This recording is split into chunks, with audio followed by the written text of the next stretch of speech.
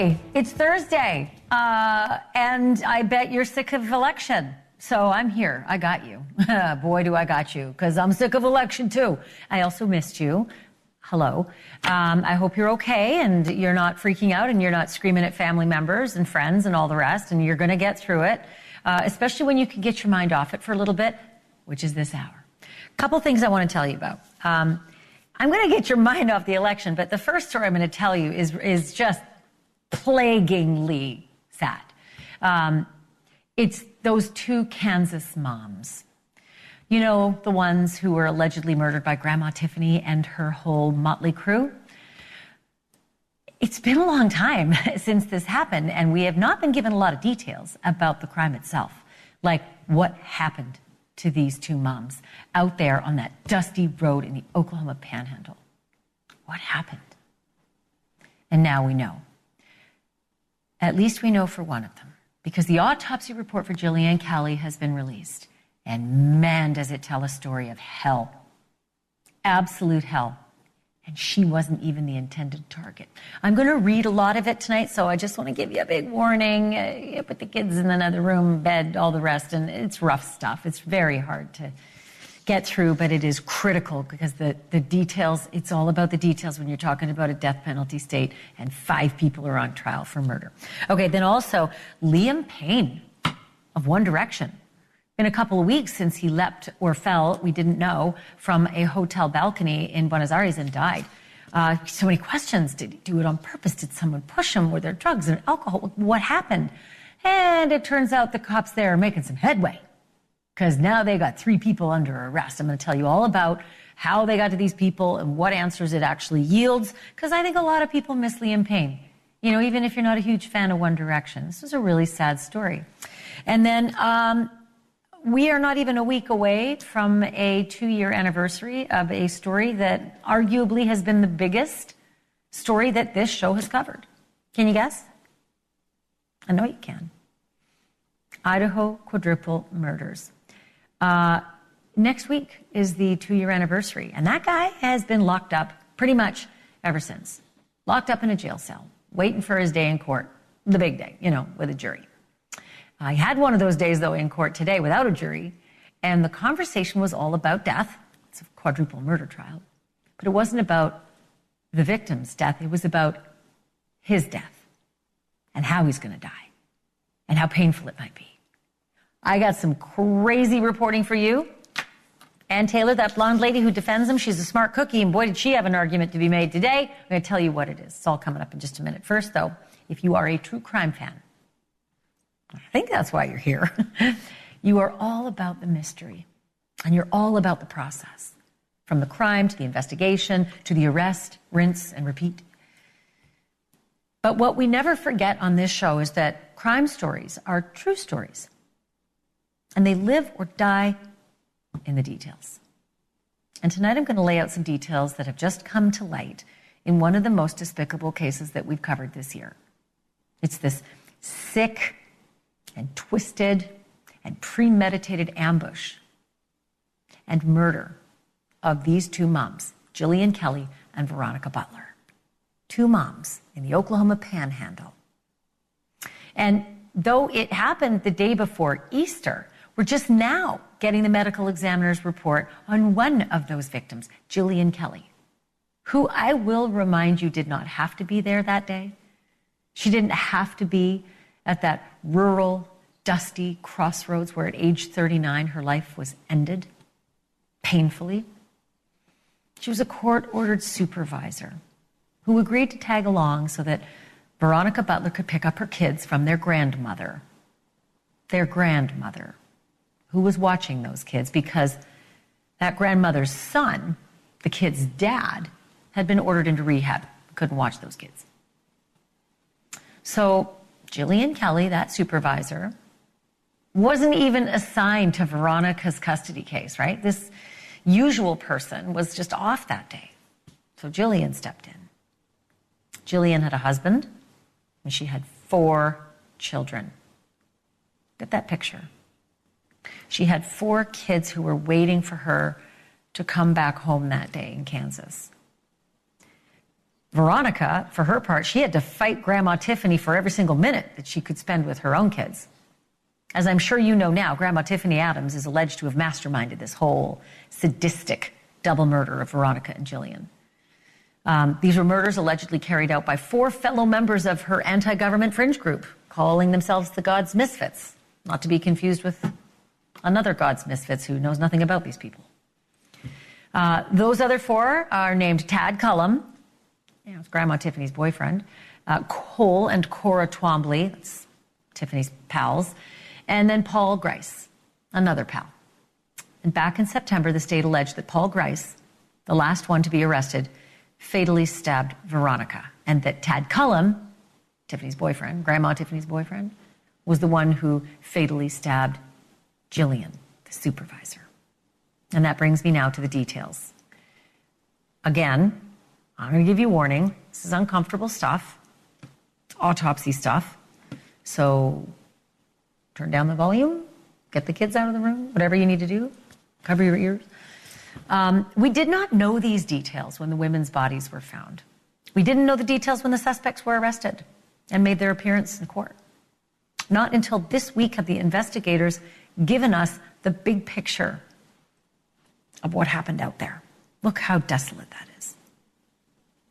When I say a big picture, a really awful picture.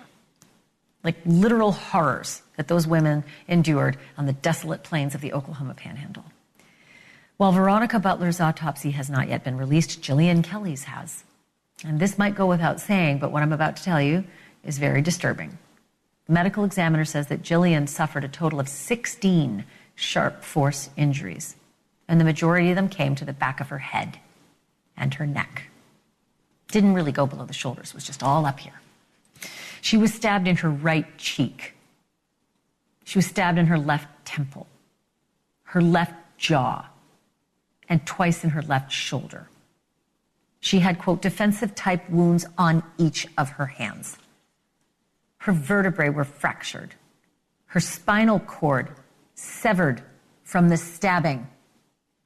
There were possible stun gun marks, many of them, found on the back of her neck and her left shoulder. And here's what the medical examiner said, and I'll read it directly. Given the nature of Mrs. Kelly's injuries, including a devastating upper cervical spinal cord injury, it is my opinion that her death was very rapid and that she likely would not have had an ability to move her body below her head or had the ability to breathe on her own. It is my opinion, therefore, that she was most likely deceased before she was placed inside of the freezer. The freezer. Freezer, remember that? The freezer. You will probably remember, and I'm getting a real big lesson when I read this big report. The freezer was the tomb for these 2 women, both of these victims. They were stuffed inside this freezer. They were buried under a concrete slab in a cow pasture, 10 feet down. I want to take a hot minute here just to ponder this, okay, for just a second. The indignity of what happened to these women. Not just the savagery of the murders, the terror, and the pain, but the absolute depravity of piling 2 bleeding women on top of each other and stuffing them into a freezer that was 4.5 feet long and 2 feet deep and 3 feet high. Just measure that out with your hands, however you do it. Just think about it. You might even have one of these in your house, right? You call them a deep freeze. But they are small even for 1 person, let alone for 2. But they shoved 2 of those people in there. The report continues. The body of Veronica Butler is noted to be lying on top of this decedent. Ms. Butler is removed, and her examination is documented separately. Jillian Kelly's body is then observed to be lying on her right posterolateral side on the bottom of the freezer, with her arms tucked in front of her chest. Her hips are flexed forward, and her knees are bent. She is wearing soiled blue jean denim capri pants, a soiled blood-stained blue and white plaid long-sleeve unbuttoned flannel shirt with multiple defects. You can read stab marks there. She's got soiled white sneakers and ankle socks. The report notes that the inside of the freezer is partially covered in dirt and blood and decomposition fluid. It says that a pair of soiled shoes is additionally present on the freezer floor, along with a soiled Apple Watch. There's 2 soiled gloves, 1 leather, 1 cloth. These separate items at the bottom of the freezer are not removed from the freezer and are submitted along with the freezer to the OSBI, also known as the Oklahoma State Bureau of Investigation. I'm going to continue. After removal of the decedent from the freezer, she is further noted to be clad in a soiled, blood-stained red T-shirt with multiple defects. Again, that means, stab wounds. She has a soiled tan bra, soiled black underwear, a white earpod case with earpods enclosed is additionally found within the left pocket of the decedent's flannel shirt. That's where I put mine too. I tuck them into my left pocket when I'm wearing a flannel shirt. I do it a lot. So that really hits home for me. I always do. I have them here. I throw them in. I was just doing that today.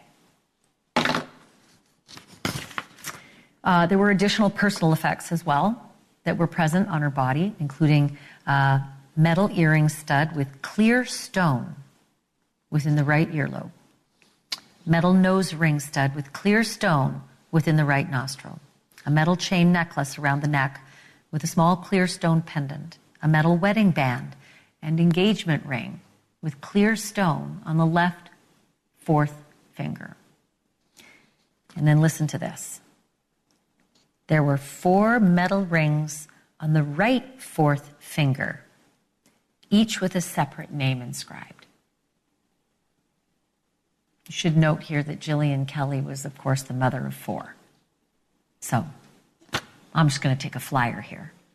I think it's safe to assume that the 4 names inscribed on those 4 rings on her right finger were her 4 children who waited all day for her to come home that day and probably have been waiting every day since. Before I bring in my guest, I also want to point out the utter stupidity, or at least the carelessness, of burying a victim's devices along with their bodies. Trackable, findable Apple devices like an Apple Watch and AirPods. And now I want to welcome back to the program Joseph Scott Morgan, certified death investigator, distinguished scholar at Jacksonville State University, and the best person I can think of to walk me through this.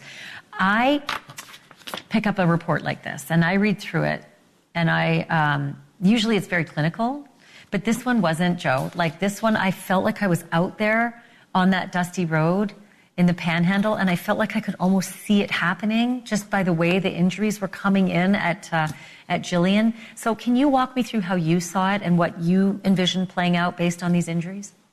Yeah, this is a fantastic example of the dead telling their own tale. I think one of the things that really strikes me here, Ash, is they keep talking about the soiled clothing. And one of the things that we think about relative to soiled clothing is that the surfaces of the clothing have to be in contact with something in order to be soiled. So what I mean by that is that when you particularly talk about Jillian's body here, when you think about her remains, she would be face down in a prone position so that someone could access her in order to traumatize her in the way that she was traumatized. She's got extensive injuries to the back of her neck, to her shoulders, which you've talked about, and even to her face. But how did they get her to that position? How was she placed there? How did she get there? When she was removed, perhaps, from the vehicle, and this is merely me speculating, we have this evidence of these injuries to her hands, which both have been ruled as incised wounds, consistent with defensive wounds. So if we think about a knife, where somebody is doing this action or presenting with it, the individual would reach up and grab the blade, and it would be drugged through their hand. And this would incise the surface. And this isn't superficial. This is not a paper cut. We're talking about it goes down to the tendon and the bone and through the musculature prior to that. It would have been very painful. And so my thought is, was she attempting to fight back at this moment in time when she realized what was going on?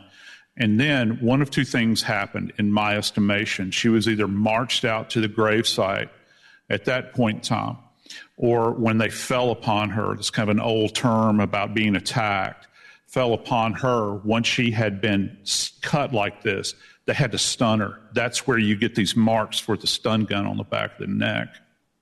Can I ask you about that? Can I ask you, because as I was reading this, they said the decomposition was so much so that it was hard to tell if it was stun gun marks or if it was like, liver that had developed all over the body. But they assumed because of the pattern that it was stun gun marks. But it looked to be somewhere between 6 and 8 stun gun marks. Yeah. I mean, did I read wrong? Because that to me sounds like torture. You're absolutely on target. And if people have never seen a stun gun, it has posts on it, these stainless steel posts. And when they contact the skin, it sends a current through the body. And again, you kind of freeze into this position. There's nothing you can do to defend yourself. And when you get this many, Ash, you get this many of these marks on the body, that borders on the area. It doesn't border. It actually crosses over into the area of torture at this point in time, where she's getting popped over and over and over and over again like this until they get her to submit. And keep in mind, these injuries that she has on her back, and right you were when you said that they don't extend very much further south of her neck. This is a very concentrated area like this. That means that somebody's physically on top of her, hammering away with this knife. Got to the point where if people will just touch the back of their neck right at the base of your skull, that blade entered her skull right there and clipped the brain stem where it controls our autonomic nervous system. So she couldn't have been able to breathe. Her heart would have stopped functioning. Or move, they said. And God, I hope it was fast. Me too. Not fast enough. It will never have been fast enough. So, Joe, I'm going to call you back when they release Veronica Butler's, because my fear is that this is Jillian Kelly. She wasn't even the intended target. There's no animosity to her necessarily, but the target, Grandma Tiffany, if she's the killer, hated this former partner, daughter-in-law. And I am so upset at what the possibilities are for the way she died. I think Jillian was trying to protect Miss Butler is what I think happened. Oh, wow. Okay, I hadn't thought of that. Ferociously. I thought maybe she watched it happen and knew what was coming and fought like hell. Either could be true. But I thank you for your, thank you for reading through it and then helping us out through it, Joe. It's good to see you as always. You bet, Ash. Have a good evening. Joseph Scott Morgan, always a pleasure. Okay, coming up, it's going to be less than 2 weeks on Wednesday since 4 University of Idaho students were slashed to death in their own beds. And today, the man charged with doing it was forced to have a very stark conversation about his own death. Bryan Kohberger was in court today trying to get the death penalty taken off his quadruple murder case. What do you suppose it was like for him in that courtroom? What with all the talk of firing squads and death needles and such? I'm going to take you there next.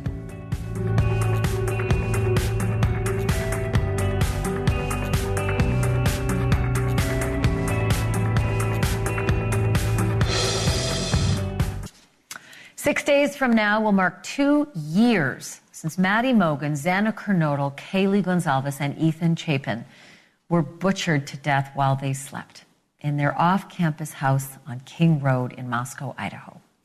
4 murders that shook the University of Idaho campus, shocked the nation, shattered 4 families, and so many other people.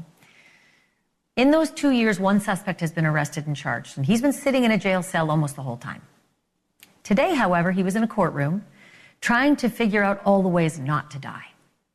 Bryan Kohberger, now jailed in Boise, showed up in a blue shirt and tie, and he fought like hell to make sure that when his trial finally starts, next summer is the plan, the jury won't have the option of sending him to death row. The charges certainly qualify: first-degree murder times 4, painful, evil, cruel, unusual. And Idaho is a death penalty state. But Kohberger's lead attorney says if he's found guilty and if he's given the ultimate punishment, it wouldn't be fair to make him wait for the state to execute him. Here is how Ann Taylor put it. We think that the court ought to strike the death penalty in this case and not allow the case to go forward as a death penalty case because Idaho does not have a current means of executing anybody. When somebody sits on death row and there's no real means of executing them, that is dehumanizing to that person. The firing squad hasn't been funded well enough to be built. I think they're building it right now, as I recall, from the media at least, that the construction's actually underway. But I may be wrong about that. Well, I haven't talked to the director of the Department of Corrections, and that's probably who I would take my word from if that's actually happening right now. I think there's some additional problems with the firing squad, though. I think there's some problems with the way our statute lays it out, too. If you read our statute, and the court just summarized it, it's lethal injection unless it's not available, and then it's going to be the firing squad. But the way that's written is that it's firing squad unless the director of the Department of Corrections says, I have the chemicals and we can do lethal injection. So like she says, when somebody sits on death row and there's no real means of executing them, that is dehumanizing to that person. Basically, she is saying that if the state can't settle on a means of execution, the jury shouldn't sentence Kohberger to death. Interesting, but by no means a novel argument. The judge said that he would take it under advisement, decide later. I'm joined now by Dave Ehrenberg, state attorney for Palm Beach County in Florida. Sir, when has the death penalty ever been humanizing? It's a good question, Ashleigh. So this is the new argument. I've never heard this before. We want to make sure that Brian Kohberger has his full self-esteem before he goes to the death penalty, right? This is like making sure he gets a participate. Right? Yeah. So maybe if he loses his case, we can give him a participation trophy. Maybe that'll raise his self-esteem, make him feel better about himself. This is a sure loser. The judge would have ruled against her today, but didn't want to embarrass her in front of the media and the world. So he's taken her advisement, which means I'll issue my ruling a couple weeks later so it doesn't embarrass you to your face. It has no chance of happening. Well, I like her. Look, this is a stinker. This case is a stinker, right? And she's amazing. I have never seen so many filings with so many reaches and Hail Marys, but she's finding them all. And God bless her, because a lot of lawyers won't do that. Here's the question I have for you, though. With this argument, isn't it the norm for anybody in America, except Timothy McVeigh, pretty much to be on death row for about 2 decades? When all the appeals are exhausted, they finally get executed. Isn't that just the norm? You wait until your death day and then you're dead man walking. Exactly. Remember, what the jury will decide is whether he lives or dies, not the method of execution. That's up to the state, and the state has 2 methods, lethal injection or the firing squad. Both are constitutional because both are in other states. There are 5 states that have the firing squad. There are many states, including Florida here where I am, that have lethal injection. So these are novel arguments. They're not going to succeed, but she's trying like any good defense lawyer should. I also like the fact that she talked about death-qualified jurors. Those are different animals. They tend to convict more in the guilt-innocent phase. And I'm like, well, then what do you want? Do you not want death-qualified jurors on a death penalty decision? You can't have it both ways. Hey, I wish I could go into that, but I'm short on time. So I'm going to ask you back, because I always love the topic of death-qualifying people. I find that to be so macabre, but so fascinating. Thanks, Dave. Thank you, Ashleigh. Always good to have Dave Ehrenberg. He brings me down off the ledge all the time. All right, still to come. It has been 3 weeks now since Liam Payne fell to his death from that hotel in Buenos Aires. And now police have made 3 arrests. And they say, quote, illicit conduct, end quote, played a part. As always, Mr. Perez Hilton has the scoop on this, and he is live with me after the break. When Liam Payne fell from a hotel balcony in Buenos Aires last month, the whole world shook. His death was a super shock to fans of One Direction and to a lot of other people, too. It was a tragedy, but it was also a mystery. What happened to him? Was he pushed? Was he trying to end his life? Were drugs or alcohol involved? Tonight, Liam's death is every bit the tragedy that it was on October 16th, but police have now put much of the mystery to rest. In the process, discovering, quote, illicit conduct, X quote, and arresting 3 and charging 3. So far, they're not identifying anybody by name, but one is described as a person who was with Liam Payne every day that he was in Argentina. That person is charged with, get this, ready? Abandonment of a person followed by death. I have no idea what that means either. Although it sounds kind of sounds like a moral thing. Not so sure about the legal thing, but this is Argentina. There is also a hotel employee charged with supplying Liam with cocaine twice while he was there. And a third person is charged with supplying unspecified drugs twice on one day, October 14th.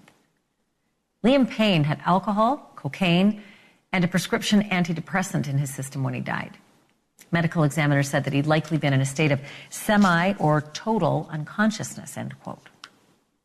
And there is no evidence of self-harm or homicide. I'm joined now by Perez Hilton, celebrity blogger and podcaster and founder of the very, very, very popular PerezHilton.com. You seem to know everything before everybody else. That's why I called you. So, Perez, what do we know about these 3 people other than just those little stats? Well, what we know is most surprising is the abandonment charge, and that police in Buenos Aires used Liam's cell phone and security camera footage they pored over in order to determine these charges. And I would say it is really surprising because the person that he was with was a very good friend of his, allegedly telling people that he was his manager as well, but that turned out not to be true. He also spent time on the day of his death with 2 women that turned out to be professional ladies of the night, as you might say. And, you know, it was a sad way to go out with a very troubled man that had a lot of fans and leaves behind a very young son as well. There's some other details that I found, you know, I am always trying to put myself in the crime scene and to sort of look around in my mind and what might be there. This was interesting to me. The police say that his hotel room was in disarray. Multiple things were broken. And what's more fascinating is what was found down in the courtyard with him. Whether it went down over the balcony with him or whether it was down there originally, I don't know. But it was a whiskey bottle, a lighter, and a cell phone found where he landed. Were those clues to what happened to him, or were these clues that led to these 3 arrests, or were these just sort of situational pieces of evidence? I think that they definitely were clues. And actually, there's something else that he had on him that you have not mentioned. And the only reason I know this is because, sadly, a media outlet published pictures of Liam Payne deceased. And we saw his body. And even worse, after the fact, the uncensored images went viral on Elon Musk's platform. He had what I could best describe was a merce, like a little man purse attached to him. You know, it was slung over his body. And to me and to many, we would take that as a sign that he was intending to go somewhere. Why else would you take a man purse with you if you weren't intending to go somewhere? And as the authorities in Argentina said today, it was not suicide. It was not intentional. So what a lot of fans are asking is, okay, it was an accident. Will we ever get clarity? Will we know how this accident happened? Why? You know, there's theories that he may have slipped, that he may have been trying to scale down. He had in the past talked about scaling down from hotels. It's something that he has done. And if you are in an altered state, as he was, with the official autopsy now revealing everything that was in his system and contradicting previous reports, there was no pink cocaine in his system. You know, you might think you're going to be able to scale down the 4th floor, because in Argentina, the 4th floor is labeled 3rd. And it's just a horrible accident, it seems like. Yeah, but it feels a little Matthew Perry in that it may be an accident, but the accident came about because of stuff that shouldn't have happened. So we'll have to see. Thank you, as always, for making time late at night to bring the additional details. You always have the info. I appreciate it. Thank you.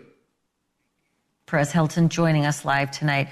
Coming up next, we're on verdict watch in the Delphi murder trial because the jury was given the case against Richard Allen just about 10 and a half hours ago, a little after noon today. They deliberated until 4. Then they were dismissed for the day. And according to the judge's instructions, they're going to deliberate from 9 a.m. to 4 p.m. Monday through Saturday until they reach a verdict. The prosecutors and the defense each got a turn delivering their closing arguments as normal.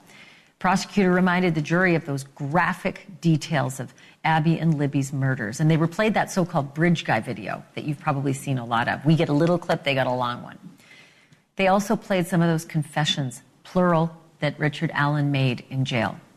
The defense, they tried to poke holes in the prosecution's case by highlighting 4 reasons that they say Allen is innocent.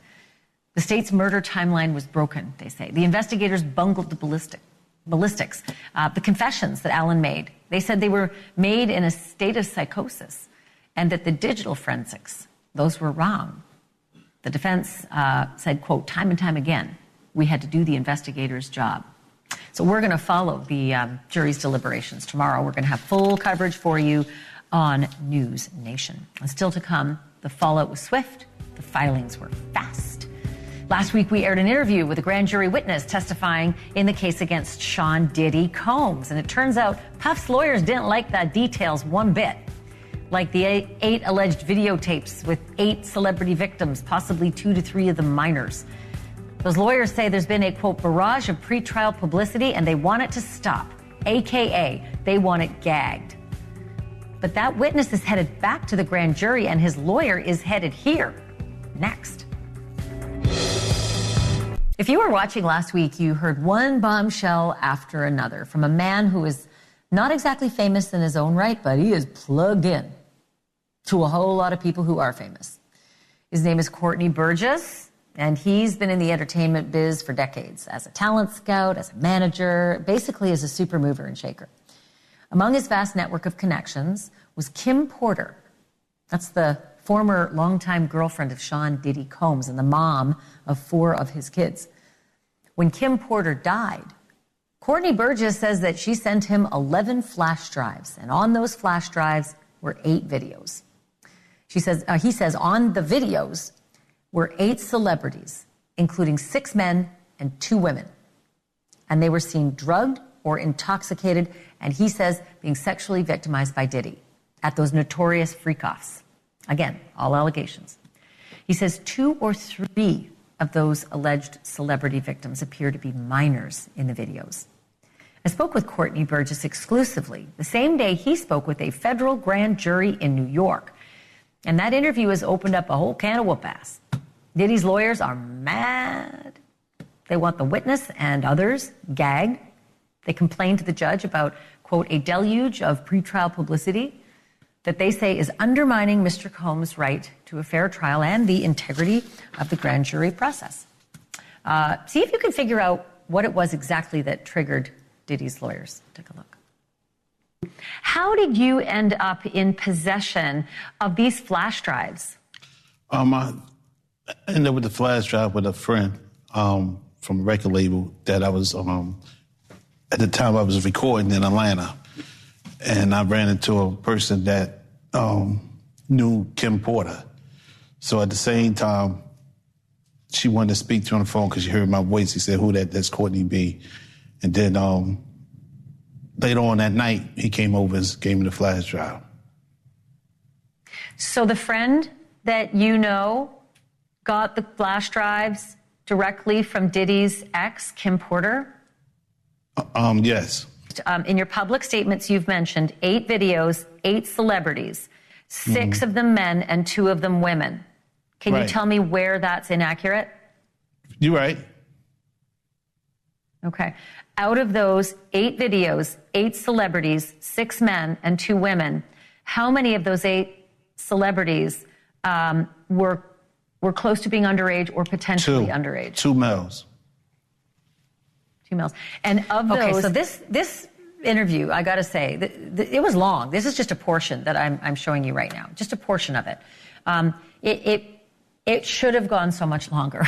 My conversation with him should have gone so much longer because I had so many more questions for him. He was limited in what he could do on air, but he said a lot. Apparently, the grand jury felt the same way that I felt because we've learned that Courtney Burgess has been summoned back to testify again next week. So it's a good time to bring in Ariel Mitchell, Courtney Burgess's attorney. You saw her sitting beside Courtney on the air. Hey, it's good to see you again, Ariel. Boy, this is becoming a frequent visit that you and I are having. So talk to me a little bit about Diddy's team's reaction, because, man, did they ever... They went to town in those legal filings, and I could see, like, you and me talking throughout the filings. They didn't like it. They were pretty pissed off, to say the least, very upset. And I would assume you'd be upset when you know the truth is coming out and the truth is continuing to come out, and somebody like Mr. Burgess is delivering that truth. Mr. Burgess actually told me that he believed that the purpose of that gag order letter that was written by Mark Agnifilo on November 3rd was because Diddy knew that it was Courtney who was bringing this information and said, well, he finally got me where he wants me.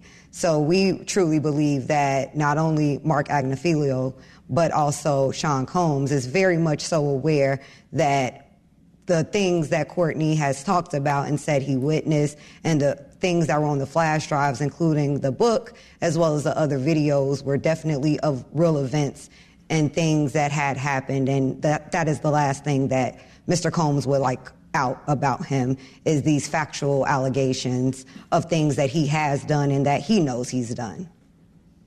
I should make note that the book is purported to be Kim Porter's manuscript turned into a book that apparently is on these flash drives. So big question. Your client, Courtney Burgess, has been asked to come back on November 12th before the grand jury again. I know he told us it was not a good experience the first time. He felt like they were making him into a criminal. He said he just wanted to help the victims. Why does he have to go back?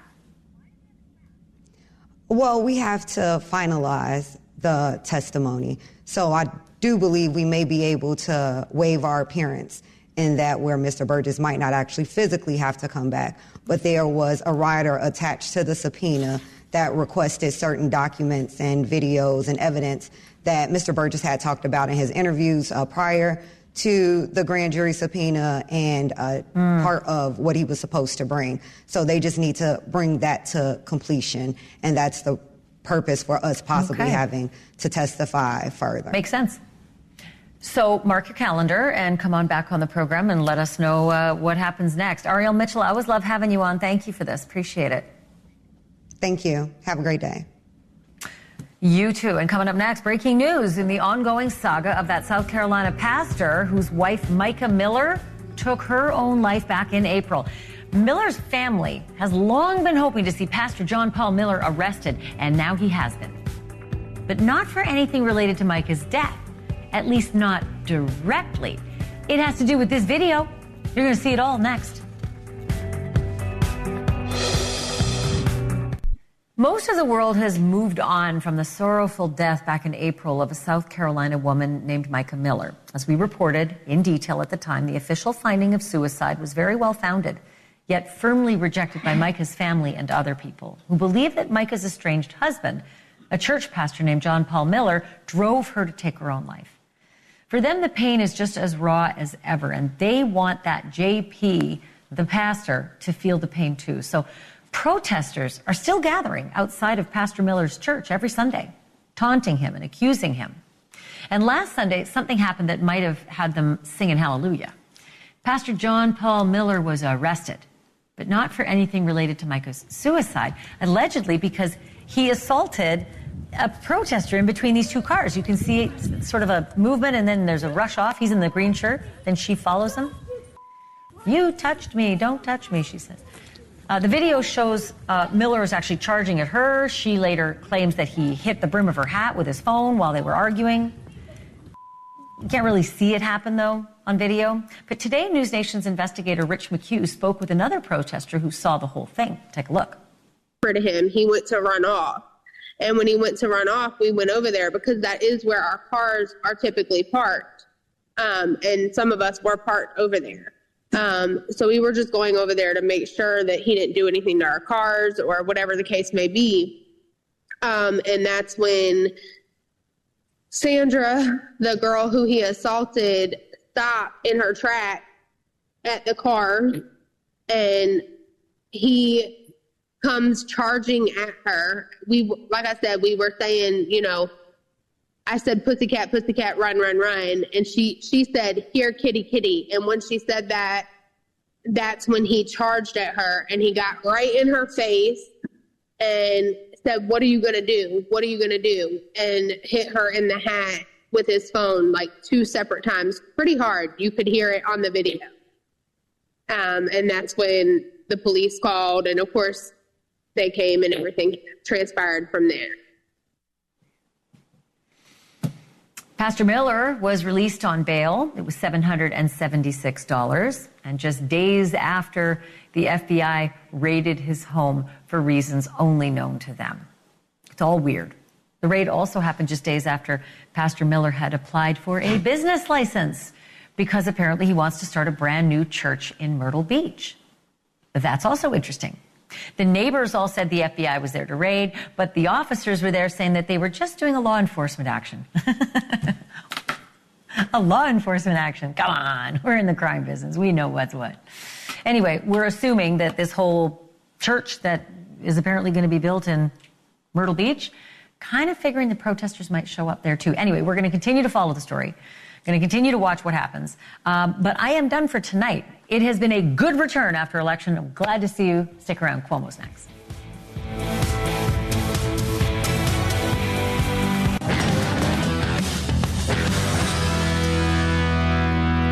Chris Cuomo here. Thank you so much for giving us a chance at NewsNation to expose the game. Wow, is it in full effect after this election. Now here, we have the opportunity to say what you're not going to hear, okay? First, we start on what we both know to be true. Right now, our energy and effort is best spent on what happens now and next, right? We should be focusing exclusively on what's going to be done now to deal with the problems that we all know we have, okay? And I'm not talking about staffing.